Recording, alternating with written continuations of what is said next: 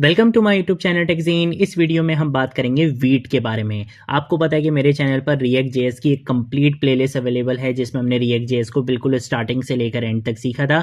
But इस playlist में जब हमने रिएक्ट जेएस की इंस्टॉलेशन करी थी तब हमने क्रिएट रिएक्ट ऐप का यूज़ करा था, यानी कि हमने जो रिएक्ट जेएस की बेसिकली ऑफिशियल कमांड होती थी जो इसकी ऑफिशियल वेबसाइट पर अवेलेबल थी क्रिएट रिएक्ट ऐप की, हमने उस कमांड का यूज़ करते हुए रिएक्ट जेएस की एप्लीकेशन क्रिएट करी थी।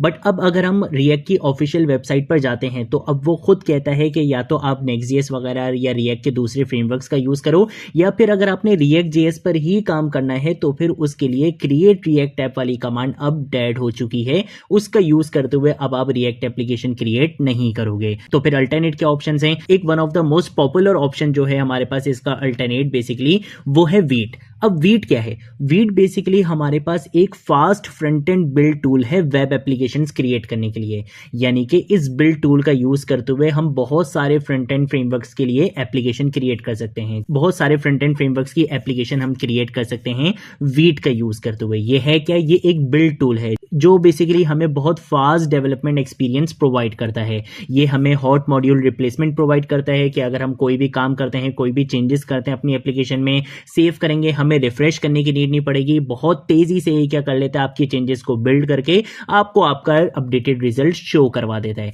तो वीट बेसिकली क्या है? एक fast front end build tool है आपकी वेब एप्लीकेशंस के लिए। ठीक है, तो इस वीडियो में हम क्या करेंगे, हम वीट का यूज करते हुए अपनी रिएक्ट एप्लीकेशन को क्रिएट करने वाले हैं। तो उसके लिए मैं क्या करूंगा, मैं आ जाऊंगा सबसे पहले यहाँ पे मैंने एक फोल्डर बना लिया है रिएक्ट ऐप के नाम से।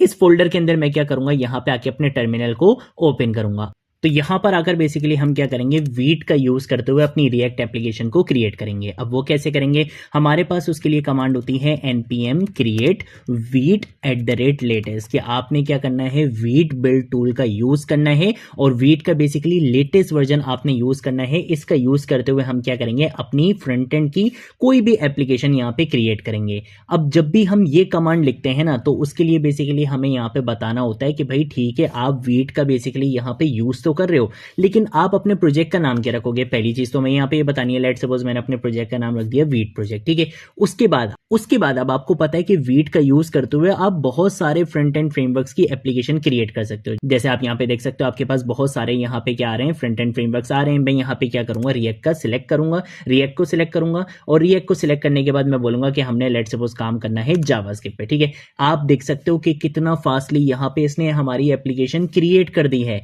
अब मुझे क्या करना है, अपने प्रोजेक्ट के अंदर जाना है, तो उसके लिए हमारे पास कमांड होती है cd और ये मेरे प्रोजेक्ट का नाम था वीट प्रोजेक्ट, मैंने यहाँ पे ये लिख दिया है। देन इसके बाद इसके अंदर आकर हमें लिखना होता है npm i यानी कि npm install, जिससे बेसिकली क्या होगा, npm हमारे package.json की फाइल में जाएगा, वहां पर जाकर हमारी डिपेंडेंसीज को रीड करेगा और हमारे फोल्डर के अंदर, हमारे प्रोजेक्ट के अंदर बेसिकली नोड मॉड्यूल्स की डायरेक्टरी यहाँ पे क्रिएट हो जाएगी। अभी आप यहाँ पे देख सकते हो हमारे प्रोजेक्ट के अंदर नोड मॉड्यूल्स की डायरेक्टरी यहाँ पर नहीं है, लेकिन ये जैसे ही हमने यहाँ पे npm i की कमांड बेसिकली रन करी है, npm install की कमांड यहाँ पे रन करिए, तो इससे बेसिकली क्या होगा कि npm क्या करेगा, हमारे package.json की फाइल में जाएगा और वहां पे जाके क्या करेगा, डिपेंडेंसीज को रीड करके हमारे नोड मॉड्यूल्स की डायरेक्टरी को बेसिकली हमारे प्रोजेक्ट के अंदर लेकर आ जाएगा, क्योंकि विदाउट नोड.js हम अपने प्रोजेक्ट को यहाँ पे रन नहीं कर सकते हैं। ठीक है, तो ये यहाँ पे थोड़ा सा टाइम लेगा, इसको हम यहाँ पे टाइम देते हैं।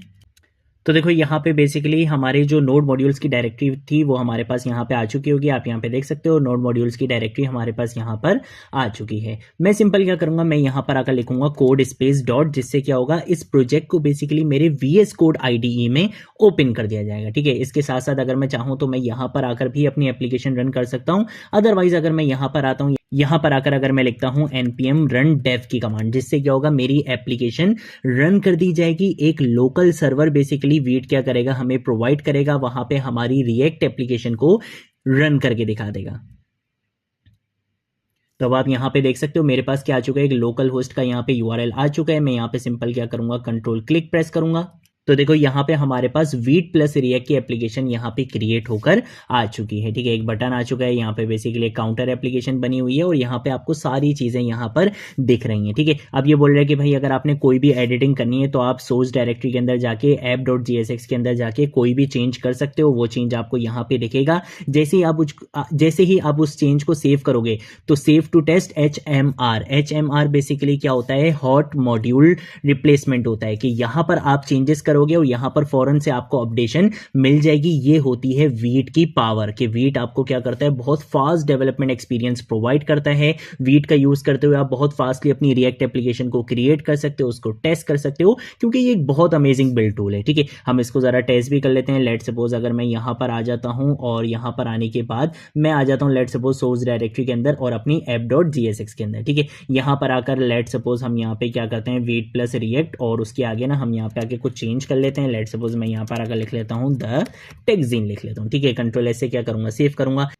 अब जैसे ही मैंने यहाँ पे सेव करा, अगर हम यहाँ पर आते हैं, यहाँ पर अगर आप देख सकते हो आपको यहाँ पे अपडेशन मिल चुकी है। हमें अपनी एप्लीकेशन कोई रिफ्रेश नहीं करनी पड़ी, काफी तेजी से यहाँ पे सारा काम होकर मिल रहा है। ठीक है, एक कंफ्यूजन आपको हो सकती है, वो ये हो सकती है कि जब भी हम वीट का यूज करते हुए अपनी रिएक्ट एप्लीकेशन क्रिएट करते हैं तो थोड़ा सा फाइल एंड फोल्डर स्ट्रक्चर हमें थोड़ा सा डिफरेंट मिलता है। जैसे जब हम क्रिएट रिएक्ट ऐप का यूज करते हुए अपनी रिएक्ट एप्लीकेशन क्रिएट करते थे तो वहां पे हमें एक फाइल मिलती थी index.jsx के नाम से। ठीक है, index.js के नाम से। यहां पर हमें जो फाइल मिलती है वो मिलती है main.jsx के नाम से। दोनों के अंदर कोड बिल्कुल सेम हुआ हुआ है, वहां पर भी एग्जैक्टली यही कोड हुआ हुआ होता था, यहां पर भी एग्जैक्टली यही सेम कोड हुआ हुआ है, सिर्फ फाइल का नाम क्या है, डिफरेंट है। यहाँ पे आपको फाइल का नाम मिलता है main.jsx और जब हम क्रिएट रिएक्ट ऐप का यूज करते हुए अपनी रिएक्ट एप्लीकेशन क्रिएट करते थे तो वहां पे आपको नाम मिलता था index.jsx। ठीक है, तो ये बेसिकली हमारे पास कॉन्सेप्ट होता है कि किस तरीके से हम वीट का यूज करते हुए अपनी रिएक्ट एप्लीकेशन को क्रिएट कर सकते हैं। आप बहुत इजीली इस प्लेलिस्ट को फॉलो कर सकते हो। यहाँ पे आपको रिएक्ट बिल्कुल स्टार्टिंग से लेकर एंड तक सिखाई गई है। इंटरव्यू क्वेश्चन प्रिपरेशन आपको यहाँ पे मिल जाएगी, सारी चीजें आपको यहाँ पे मिल जाएंगी। आप इस प्लेलिस्ट को फॉलो कर सकते हो। बस इंस्टॉलेशन के लिए अब आपके लिए मैंने यहाँ पर एक वीडियो बना दी है, इसका यूज करते हुए आप अपनी इंस्टॉलेशन भी कर सकते हो। ठीक है, तो ये थी हमारी आज की वीडियो। अगर कोई चीज नहीं समझ आए नीचे कमेंट सेक्शन में पूछ लेना, सोशल मीडिया अकाउंट्स पे पूछ लेना, मैं जरूर आप लोगों को रिस्पॉन्ड करूंगा। अब हम मिलेंगे नेक्स्ट वीडियो में नेक्स्ट टॉपिक के साथ, तब तक के लिए बाय बाय।